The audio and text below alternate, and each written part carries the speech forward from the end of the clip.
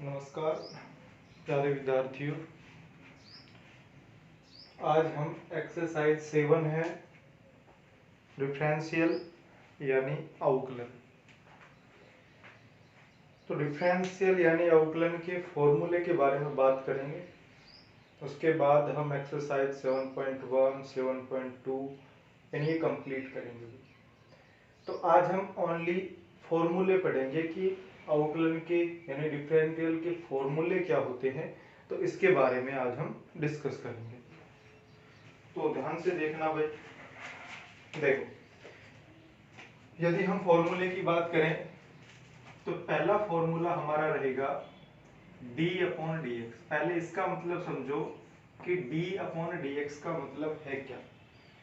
d/dx का मतलब है x की रेस्पेक्ट में डिफरेंशियल करना। ठीक है भाई, यानी नीचे dx आ गया, इसका मतलब है कि x की रेस्पेक्ट में आप डिफरेंशियल कर रहे हो।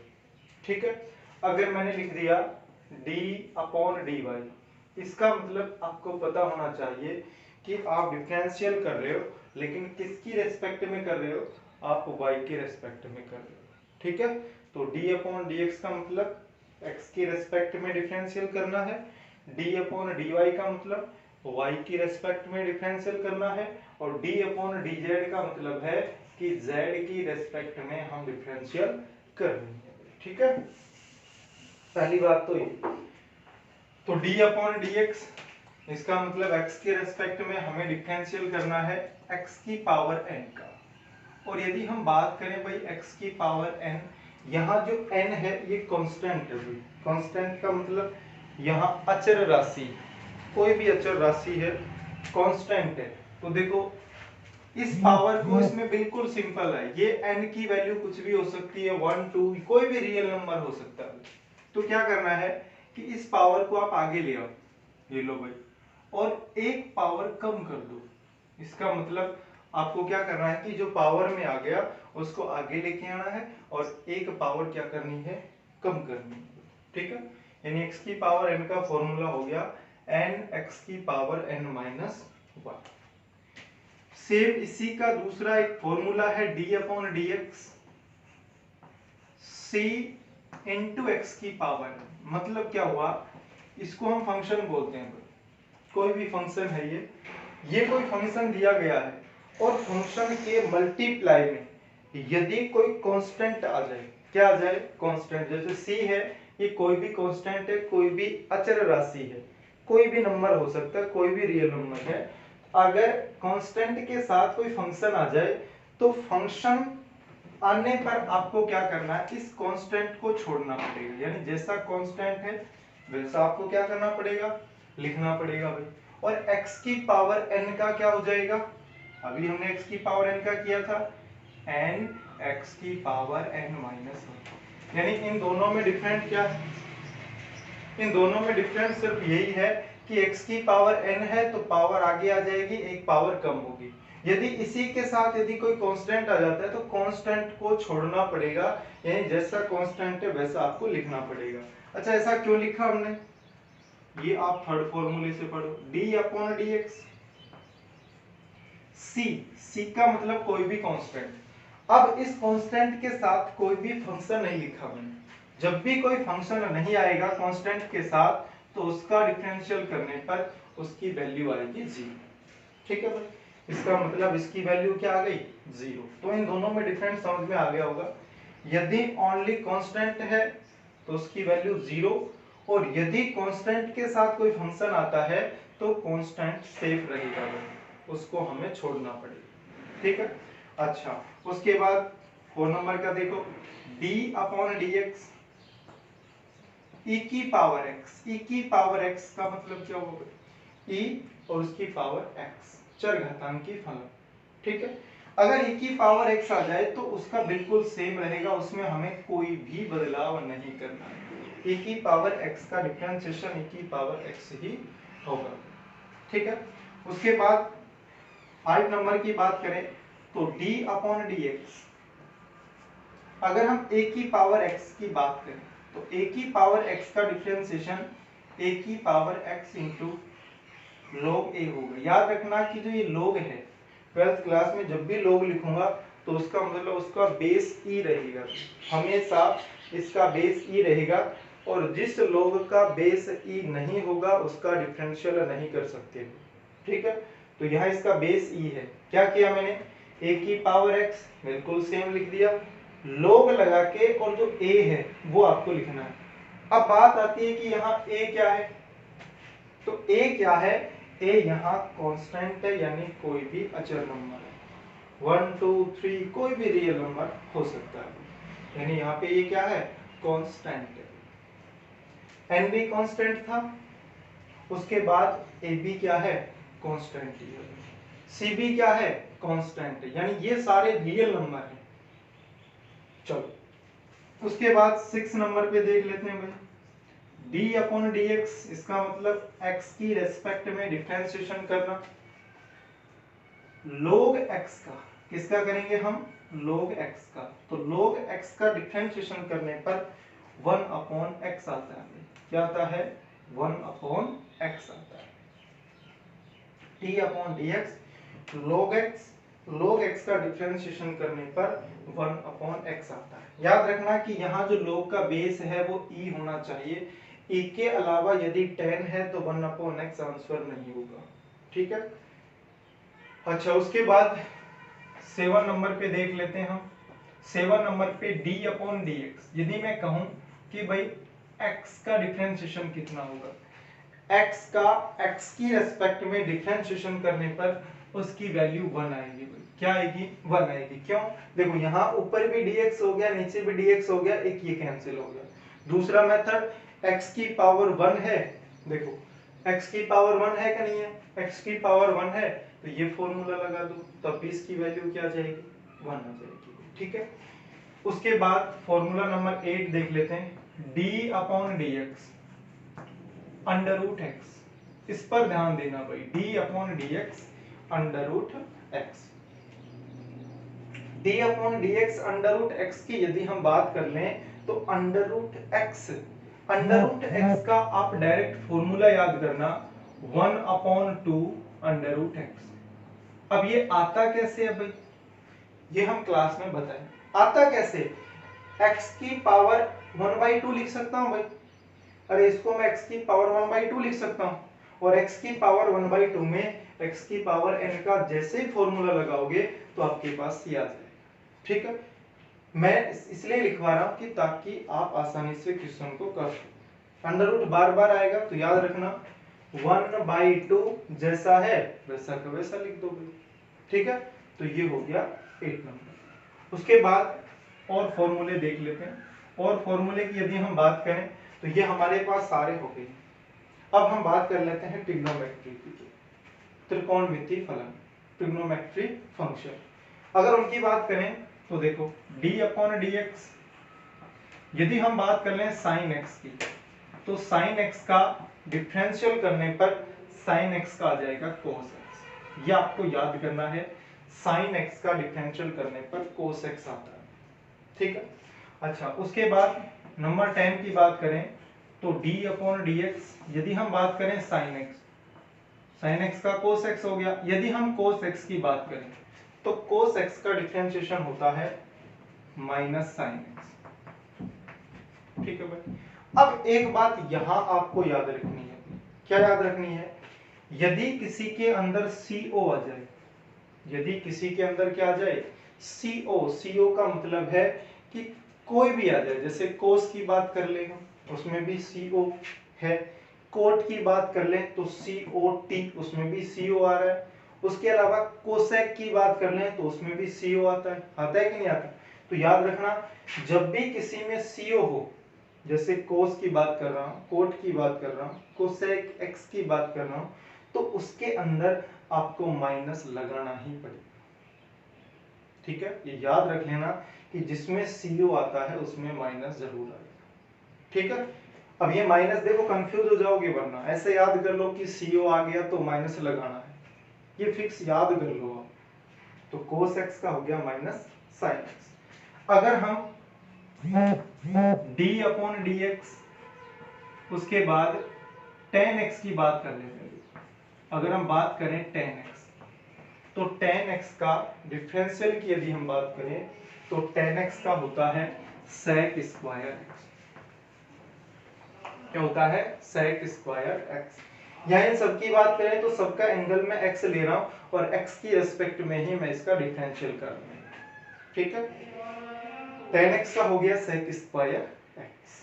चलो उसके बाद हम बात कर ले हैं 12 d अपॉन dx। यदि हमने tan का किया है, यदि मैं आपसे पूछूं cot x की बात कर लेते हैं, तो देखो इसके अंदर co आ गया। जब इसके अंदर co आ गया तो मैं कह सकता हूं कि सर यहाँ माइनस लगाना पड़ेगा। देखो इसमें co आया था, मैंने नेगेटिव लगाया था, इसमें co आ गया, मेरे को नेगेटिव लगाना पड़ेगा भाई। यहाँ sec स्क्वायर x है तो यहाँ sec स्क्वायर x के बाद cosec x आता है, तो इसका मतलब यहाँ हो जाएगा cosec स्क्वायर x। थोड़ा घना रिलेशन आप बना सकते हो। जैसे यहाँ cos आया तो मैंने साइन कर दे, tan का sec स्क्वायर हुआ तो cot का भी स्क्वायर में आएगा, sec के आगे क्या आता है? cosec x। ठीक है, इधर देख लेते हैं बाकी। उसके बाद यदि हम बात करें 13 की, तो d अपॉन dx, देखो d upon dx cot x के बाद हम निकाल लेते हैं sec x का। अब देखो sec x बिल्कुल सिंपल है, ज्यादा दिमाग लगाने की आवश्यकता है। देखो sec x है ना, तो इधर भी आप sec x से लिख दो। sec x है तो इधर भी आपको क्या लिखना है? sec x ही लिखना है। sec x का निकालना है तो इधर भी आपने क्या लिख दिया? sec x। अब इनमें देखो इस फॉर्मूले में कि sec x का रिलेशन किससे है, यानी किससे लिंक हुआ है sec x का। तो sec x यहीं पे तो है, बाकी तो किसी में नहीं है ना भाई, बाकी किसी भी फॉर्मूले में sec x नहीं है। sec x का लिंक हुआ है tan x से, तो आपको sec x के इनटू में क्या लिख देना है? tan x। ये इसका क्या बन गया? फॉर्मूला बन गया। ठीक है, अच्छा उसके बाद 14 की बात कर लेते हैं भाई। d upon dx sec x हो गया, sec x के बाद आ गया cosec x। यदि हम बात करें cosec x तो ज्यादा सोचने की आवश्यकता है नहीं। co आ गया, माइनस लगा दो भाई, ये तो बता दिया कि co आ जाए तो माइनस तो लगाना ही है। co आ गया, माइनस लगा दिया मैंने। उसके अलावा co देखो cosec x है तो सीधा cosec x लिखो। फिर से वही बात कि ये देखो कि cosec x का रिलेशन यानी लिंक किससे है, तो किससे है भाई? cot x से है, तो यहाँ पे इनटू में क्या लिख दोगे? इनटू में लिख दोगे cot x। ठीक है, तो ये आपके ट्रिग्नोमेट्री फंक्शन के फॉर्मूले हो गए। अब बात कर लेते हैं इनवर्स ट्रिग्नोमेट्री फंक्शन पे। पर इनवर्स की बात कर लेते हैं, जैसे साइन इनवर्स x का क्या होगा, कोस इनवर्स x का क्या होगा। चलो उसके बाद यदि हम बात करें d अपॉन dx, अगर हम बात कर लें साइन इनवर्स x की, भाई किसकी बात कर लें? Sine inverse x। तो साइन इनवर्स x का जो फॉर्मूला आएगा वो आएगा 1 अपॉन 1 माइनस एक्स स्क्वायर और इसका under root. 1 upon 1 minus x square का अंडर रूट, ये हमने लिख दिया। उसके बाद यदि हम बात कर लें d अपॉन dx, यदि हम बात कर लें कोस इनवर्स x की, तो ध्यान देना भाई, फिर से बताओ इसके अंदर co आया कि नहीं आया? अरे इसके अंदर co आया कि नहीं आया? इसका मतलब फिर से co आ गया तो आपको नेगेटिव लगाने की आवश्यकता है, मैंने माइनस लगा दिया। उसके बाद जो आपने साइन इनवर्स का लिखा है वो यहाँ लिख दो, यानी 1 अपॉन 1 माइनस एक्स स्क्वायर का अंडर। अब आपको याद कैसे रखना है? आपको एक का याद करना है, साइन इनवर्स का याद कर लो, कोस इनवर्स का और साइन इनवर्स का एक ही है, सिर्फ co किसकी, अगर co आ गया तो आपको नेगेटिव और लगाना। ठीक है, बाकी फॉर्मूले सेम। फिर बात कर लेते हैं हम 17, तो d अपॉन dx और tan इनवर्स x। देखो tan इनवर्स x की बात करें तो 1 upon 1 plus x square. d upon dx tan inverse x का हो गया 1 अपॉन 1 प्लस एक्स स्क्वायर, याद करना पड़ेगा, बाकी कोई सॉल्यूशन नहीं। ठीक है, tan inverse x is equal to 1 upon 1 plus x square. फिर यदि हम बात कर लें 18 formula number d upon dx, यदि मैं बात करूं कोट इनवर्स एक्स की, तो जैसा ऊपर साइन कोस में देखा था वैसा ही यहाँ होगा, प्लस अंतर क्या है, सीओ आ गया भाई, और जैसे सीओ आ गया इसका मतलब आपको नेगेटिव लगाना पड़ेगा, नेगेटिव लगा दिया, जो ऊपर लिखा है वो नीचे लिख दो, तो क्या आ जाएगा 1/1 प्लस एक्स स्क्वायर, यानी tan इनवर्स और कोट इनवर्स का सेम होता है, डिफरेंस सिर्फ इतना है कि नेगेटिव आता है। ठीक है, तो ये हो गया 18 नंबर। उसके बाद फिर आगे देख लेते हैं।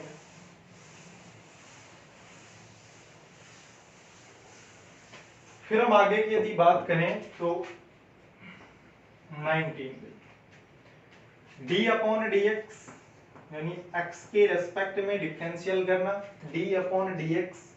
उसके बाद sec इनवर्स x की हम यदि बात करें तो sec इनवर्स x की यदि हम बात करें तो 1 upon x square minus 1, x square minus 1, यहाँ इसकी मोड भी लगाया जाता है। 1 अपॉन मोड x होता है, जरूरी नहीं है कि आप लगाओ, 1 अपॉन x स्क्वायर माइनस 1, इसका अंडर रूट याद करो। ठीक है, अच्छा जब इसका आपने लिख दिया है तो बाकी फिर d upon D x cosec inverse x का आप लिख सकते हो, बिल्कुल सिंपल, सिर्फ नेगेटिव का अंतर आएगा, cu आ गया तो नेगेटिव, बाकी जो आपने ऊपर लिखा है वो यहाँ लिख दो, 1 अपॉन x स्क्वायर माइनस 1, इसका अंडर रूट, यहाँ मोड लगाना चाहो लगा सकते हो। ये ट्रिग्नोमेट्री फंक्शन के थे, ये इनवर्स फंक्शन के हो गए, बाकी एक दो फॉर्मूले और हैं, जैसे 21 की यदि हम बात करें तो d अपॉन डी एक्स, यदि हम बात कर लें, यदि कोई दो फंक्शन मल्टीप्लाई में आ जाए, मल्टीप्लाई का मतलब दो फंक्शन गुणा में आ जाए, जैसे एक फंक्शन है u और दूसरा फंक्शन है v, और इन दोनों का यदि मल्टीप्लाई में आ गया और हमें डिफरेंशियल करना है तो हमें क्या करना पड़ेगा भाई, एक को छोड़ना है दूसरे का डिफरेंशियल करना है, फिर दूसरे को छोड़ना है फिर पहले का डिफरेंशियल करना है, मतलब एक को छोड़कर एक का डिफरेंशियल करना है। जैसे मान लीजिए कि आपने v को छोड़ दिया, ठीक है, आपने किसको छोड़ दिया, तो डिफरेंशियल किसका करना पड़ेगा, u का, d अपॉन डी एक्स, यानी u, बीच में प्लस लगाओगे, आपने u का किया था तो अब यहाँ u लिख दो, यानी u को छोड़ दो और किसका डिफरेंशियल कर दो, dv अपॉन में dx। ठीक है भाई, ये नया फॉर्मूला आ गया। अच्छा यदि 3 आ जाए तो क्या करना है, सेम यही मेथड रहेगा, एक को दो को छोड़ दो एक का डिफरेंशियल, फिर दो को छोड़ दो दूसरे का डिफरेंशियल, फिर दो को छोड़ दो तीसरे का डिफरेंशियल, यानी आपको ये फॉर्मूला याद रखना है, यदि दो फंक्शन मल्टीप्लाई में आ जाए तो एक को छोड़ना है एक का डिफरेंशियल करना, दूसरे को छोड़ना है पहले का डिफरेंशियल करना। ठीक है भाई, अच्छा उसके बाद यदि हम बात कर लें 22 d upon D x, d upon D x u upon v, इसका मतलब है कि यदि आपके पास दो फंक्शन डिवाइड में आ जाए, किस में आ जाए भाई, डिवाइड के अंदर, u अपॉन v दो फंक्शन है यदि डिवाइड में आ जाए तो आपको क्या करना है, ये फॉर्मूला आपको याद करना पड़ेगा। इसमें तो ठीक है, एक को छोड़ना है एक का आउटलाइन करना है, बीच में पॉजिटिव है तो कोई दिक्कत नहीं, इसमें आपको क्या करना पड़ेगा, फिक्स है, इसमें v को छोड़ना पड़ेगा, u को आपको डिफरेंशिएशन करना पड़ेगा, बीच में माइनस, u को छोड़ दो v का डिफरेंशिएशन करना पड़ेगा, मतलब ये मैंने बिल्कुल ऊपर का ही सेम लिखा है, बस यहाँ पॉजिटिव आता है यहाँ नेगेटिव आता है और यहाँ अपॉन में v स्क्वायर हो आता है, तो ये भी मैंने लिख लिया। ठीक है, तो ये हमारे कुछ फॉर्मूले थे भाई जो डिफरेंशिएशन में काम आते हैं। ठीक है, अच्छा जब हमने ये फॉर्मूले लिखवा दिए तो अब आपको एक दो बातें और याद रखनी है, वो बहुत इंपॉर्टेंट बातें हैं जो अब मैं लिखवा रहा हूं, एक दो बातें उस पर विशेष ध्यान देना, आपको डिफरेंशिएशन करने में कोई भी दिक्कत नहीं आएगी। पहली बात तो ये याद रखनी है कि डिफरेंशिएशन सभी का होता है, किसी को भी नहीं छोड़ना है, जो भी फंक्शन में आ गया उन सबका डिफरेंशिएशन करना है, किसी को नहीं छोड़ना। ठीक है, चलो अब आपको यहाँ यदि हम बात करें इस पूरे फॉर्मूले के अंदर, तो यहां हम लिख देते हैं जहां n की बात कर लें, c की बात कर लें, a की बात कर लें, तो ये सारे कांस्टेंट यानी अचल है। क्या है भाई? कांस्टेंट है भाई, कांस्टेंट यानी अचल की बात कर रहे हैं। इसके अलावा यदि और हम बात करें तो अब ये बात आपको याद रखनी है कि सबसे पहले जो डिफरेंशिएशन है वो सबसे पहले होगा पावर का, यानी सबसे पहले आप किसका करोगे? अगर कोई भी फंक्शन दिया गया है और उस पूरे फंक्शन के ऊपर यदि कोई पावर दी गई है तो सबसे पहले आप डिफरेंशिएशन पावर का करोगे, और पावर का कौन से फॉर्मूले से होगा? x की पावर n के फॉर्मूले से। ठीक है, x की पावर n के फॉर्मूले से। अच्छा, सबसे पहले इसका नंबर आएगा। ठीक है, उसके बाद जो ब्रैकेट के अंदर है भाई, जो ब्रैकेट के अंदर है, जो ब्रैकेट है फिर उसके अंदर है उसका आप डिफरेंशिएशन करोगे। ठीक, पहले पावर का होगा, फिर पावर के बाद जो अंदर का ब्रैकेट में जो लिखा हुआ है जो भी फंक्शन है फिर आप उसका करोगे। उसके बाद लास्ट में आपको करना है एंगल का। एंगल यदि ट्रिग्नोमेट्री फंक्शन है तो ट्रिग्नोमेट्री फंक्शन का होगा, और ट्रिग्नोमेट्री फंक्शन है तो सीधी सी बात है उसका एंगल होगा। लॉग है, लॉग का भी एक एंगल होगा। तो फिर लास्ट में किसका करना है? एंगल का। ठीक है, ये बात पहले पावर का, फिर पावर के जो ब्रैकेट के अंदर है उसका, और लास्ट में किसका होगा? एंगल का होगा। ठीक है, तो ये हमारे डिफरेंशिएशन की कुछ बातें हैं। अच्छा, अब मैं जो एक दो फॉर्मूले और लिखवा रहा हूं, log के फॉर्मूले, log x के, जो आपने पहले पढ़ भी रखे हैं। ये डिफरेंशिएशन की कोई फॉर्मूले नहीं है, ये अलग से फॉर्मूले हैं जो डिफरेंशिएशन के अंदर काम आएंगे। ठीक है, तो log x के फॉर्मूले हमने 11th क्लास में पढ़ा था कि log x के कुछ फॉर्मूले लिखवाए थे। कैसे? जैसे एक तो ये लिखवाया था कि सर log x की पावर n आ जाए तो इस पावर को हम आगे लाकर n log x लिख सकते हैं। जो n है ये कोई भी कांस्टेंट हो सकता है, कोई भी फंक्शन हो सकता है।